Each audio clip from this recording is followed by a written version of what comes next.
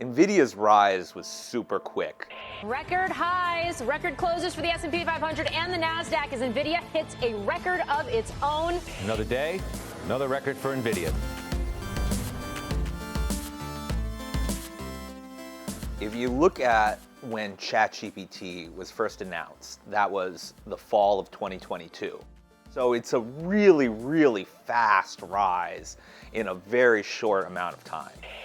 Apple took 1,793 days, or less than 5 years, to go from a $1 trillion company to a $3 trillion company. Nvidia says, hold my beer.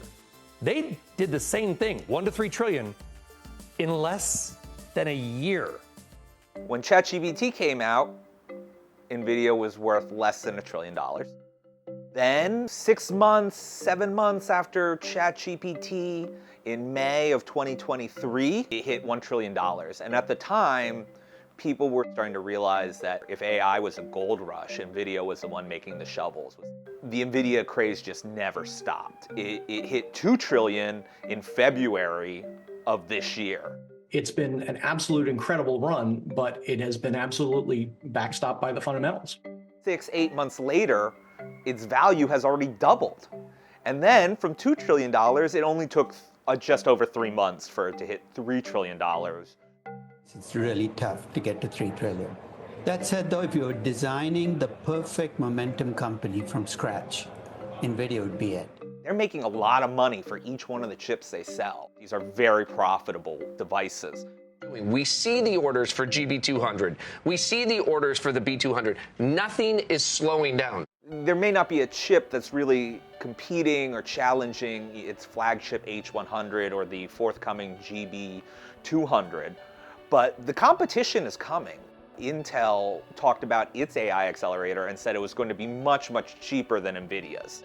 Now, there may still be performance questions and that kind of thing, but if it's that much cheaper, everyone's going to take a look at it because it can save them a lot of money. And it's not just Intel. AMD is coming with a GPU.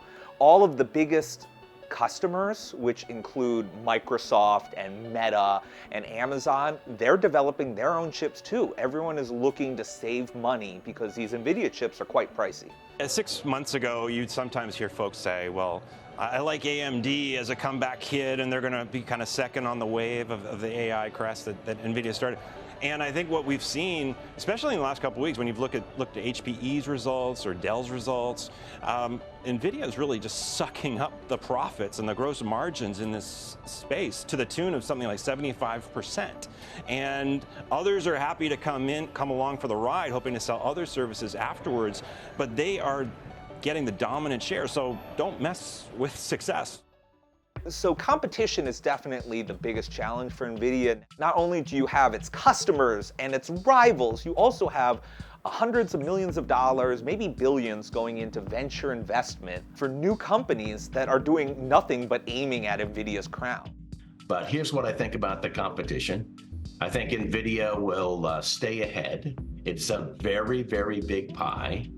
AMD is a well-regarded company. They will get a slice. But Nvidia will still stay top dog. Intel is a company, at least on the manufacturing side, that has been the gang that hasn't been able to shoot straight for about 20 years now, Joe. And so I think that they will make a comeback in PC-oriented CPUs, but all their claims about AI, maybe they get there, but I will believe it when I see it. To keep everything in perspective, Nvidia's sales, even though they've tripled in the last year, are still far, far short of Microsoft's annual sales and Apple's annual sales. And they have really nice, durable margins too. It's hard to see Nvidia replacing Apple or Microsoft in the technology ecosystem, but could it take the crown of most valuable US company? Yeah, I think that's possible.